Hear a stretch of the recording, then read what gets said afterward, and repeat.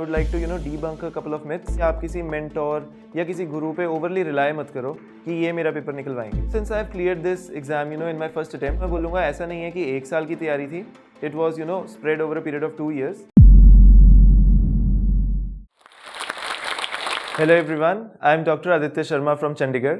I have secured All India Rank 70 in UPSC CSE 2022 and this was my first attempt. So through the platform of Josh Talks, I would like to share my journey, कैसा रहा था, कैसा था, and a little bit of my strategy in the hope कि आप लोगों की help हो जाएगी.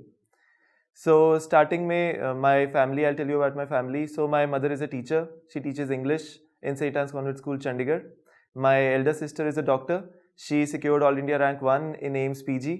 And she secured All India Rank 1 in her DM in PGI and she is currently pursuing her DM nephrology. I have a twin sister who is a dentist. So I think overall this was my family background. There was no civil servant, है ना कि दूर दूर तक कोई नहीं था. And even I did not know about civil services till my first year. So after 10th, it was a natural decision कि चलो दीदी was also a doctor and I always wanted to do some service. So I thought the medical profession would suit me. So first year जैसे मेरा ख़त्म हुआ उसके बाद during my second year मैंने सोचा कि I would like to serve a more broader purpose and I would not मैंने अपनी दीदी का देखा वर्क एक्सपीरियंस तो it was really good but overall मुझे लगा कि वो इतना मेरे को थोड़ा सा डिसएंचेंटमेंट हो गया था. सो फर्स्ट ईयर में जैसे मुझे आइडिया नहीं था यूपीएससी का तो मेरे को अब था कि सेकेंड ईयर में कि कुछ और करना है. So at that time me and my elder sister we started exploring options कि एमबीबीएस के अलावा हम लोग क्या कर सकते हैं. So there were 2 options. One was maybe an MBA in hospital administration and the other was UPSC. So Chandigarh में एमबीए का तो इतना कल्चर भी नहीं था, आइडिया भी नहीं था. यूपीएससी की कोचिंग ज़रूर थी तो मैं वहाँ गया, उनसे बातचीत करी, उन्होंने मोटिवेट किया कि यू हैव द पोटेंशियल, आपका हो जाएगा. तो ऐसे ऐसे करके आई गॉट इनटू यूपीएससी. फिर उसके बाद थर्ड ईयर में आई टुक अ लोकल कोचिंग जहाँ पे मैं अपना 9 to 5 कॉलेज करता था, फिर 5 to 8 कोचिंग करता था, फिर वापस आता था.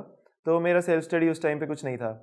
It was only during my final year and the first half of my internship जहाँ मैं पूरी तरह से अपना सेल्फ स्टडी पे थोड़ा फोकस कर पाया था. But I have always been thankful कि मेरी फैमिली ने, स्पेशली माई मदर, उन्होंने कोई अनड्यू मेरे पे प्रेशर नहीं रखा था कि नहीं यार आपने एमडी करना है. Because everybody of my colleagues जो भी थे वो सारे अपना एमडी की तैयारी कर रहे थे. सो इनफैक्ट मेरे दीदी मेरे को कंपनी करते थे जब भी कोचिंग इंस्टीट्यूट्स पे हम लोग डिस्कशन करने जाते थे कि what is UPSC, how is it, कैसे ये चलता है सिस्टम.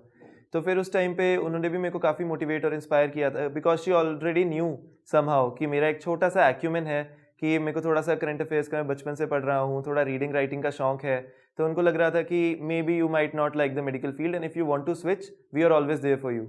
मेरे मदर थे, उन्होंने बहुत ज़्यादा मेरे को हेल्प करा पूरे कोर्स में. काफ़ी बार मुझे जब लगता था शी वॉज ऑलवेज देयर, मेरे से बातचीत करते थे, मुझे रिलैक्स करते थे और काफ़ी अच्छे से मुझे ओवरऑल उन्होंने वो रखा था. उस टाइम पे ज़रूर ऐसे था कि फियर ऑफ मिसिंग आउट, कोई दोस्त घूमने जा रहे हैं, कोई पीजी की तैयारी कर रहे हैं तो थोड़ा लगता था कि यार कहीं मैं कोई रॉन्ग डिसीजन तो नहीं ले रहा हूँ कि क्योंकि यूपीएससी का सक्सेस रेट वी नो काफ़ी कम है. सो थोड़ा सा उस टाइम पे कॉन्फिडेंस बीच बीच में हिट लेता था. बट मेरे घर वाले, मेरे फ्रेंड्स हमेशा मेरे को सपोर्ट करते थे कि नहीं यार we know you have the potential और वो करना है. तो इस टाइम पे I would like to debunk a couple of myths. कि पहला है कि क्या 6 to 10th की एनसीईआरटीज़ पढ़नी है. तो मेरे पास इतना टाइम नहीं था, मैंने नहीं पढ़ी और सिर्फ 11th 12th की पढ़ी थी. आई थिंक वो सफिशिएंट थे. दूसरा मैं बोलूँगा कि आप किसी मेंटोर या किसी गुरु पे ओवरली रिलाय मत करो कि ये मेरा पेपर निकलवाएंगे, क्योंकि वो ज़रूरी नहीं है. उनके पास 1500 2000 बच्चे हैं, हर बच्चे की एक यूनिक स्ट्रैटेजी है, पता नहीं कौन सी वाली आप पे वर्क करेगी. So you are your own best जज. जैसे मेरे पास वहाँ पे मेरे को खुद ही अपना सारा PYQ से एनालिसिस करना था, उसके बाद देखना था क्या ट्रेंड है, कैसे फॉलो करना है और उस हिसाब से करना था. और दूसरा है because I have scored really good in GS this year. So I would like to tell you कि आंसर राइटिंग के लिए मैंने पर्सनली क्या किया था. कई लोग नहीं मान रहे हैं बट एक्चुअली ऐसा था कि मैंने हर एक GS को 1 वीक दिया था. उसमें मैं अपने 2 PYQ सॉल्व करता था और 2 मैं वीकेंड पे जाके किसी कोचिंग के टेस्ट देता था. So I had 4 solve test papers. उसके बाद विजन का अभ्यास हुआ, I gave the 5th test. तो मेरे पास 5 सॉल्व पेपर्स हैं हर एक GS के, total 100 questions.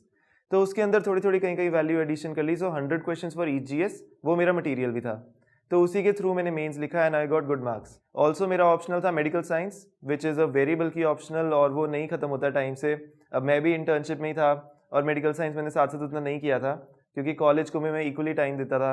You can ask any of my friends, हर एक फेस्ट में आई वॉज देयर, हर एक पार्टी में आई वॉज देयर, हर एक स्पोर्ट्स इवेंट में I was there. So college life को आपने कभी भी कॉम्प्रोमाइज़ नहीं करना यूपीएससी प्रिपरेशन के लिए.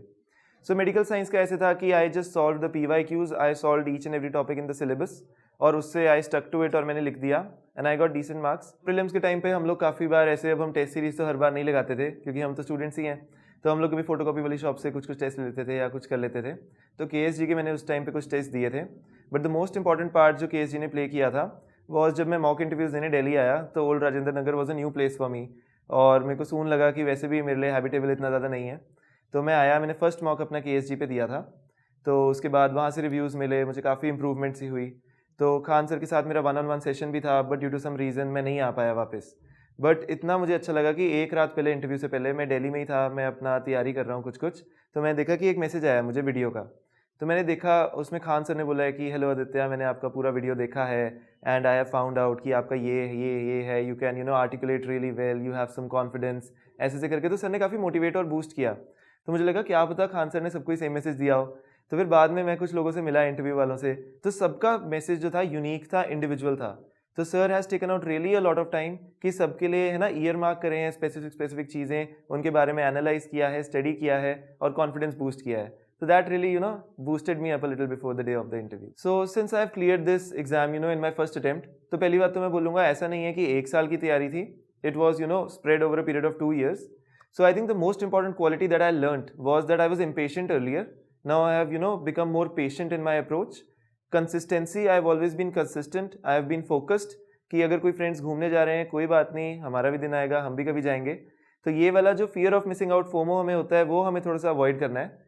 So I think these were my strengths. Also I always loved reading out of the box. ऐसा नहीं है कि सिर्फ बुक का सिलेबस पढ़ना है, कोई नेट पे इंटरेस्टिंग आर्टिकल आ गया वो पढ़ लिया, उसको इनकॉर्पोरेट कर लिया. तो have an open mind, be inquisitive, है ना, like that. Before I end, I would like to say that there is a message by Josh Talks team for the UPSC aspirants, and I think you can go and see it and it will be useful to you. Thank you so much. Hello aspirants. हम में से बहुतों का सपना है IAS officer बनने का, लेकिन ये जर्नी बहुत महंगी है और इसीलिए बहुत एस्पिरेंट्स ने हमें रिक्वेस्ट किया कि क्या जोश टॉक्स एस्पिरेंट्स को हेल्प कर सकते हैं फाइनेंशियली उनकी इस जर्नी में। तो इसीलिए जोश टॉक्स ने कांटेक्ट किया KSG IAS के खान सर को।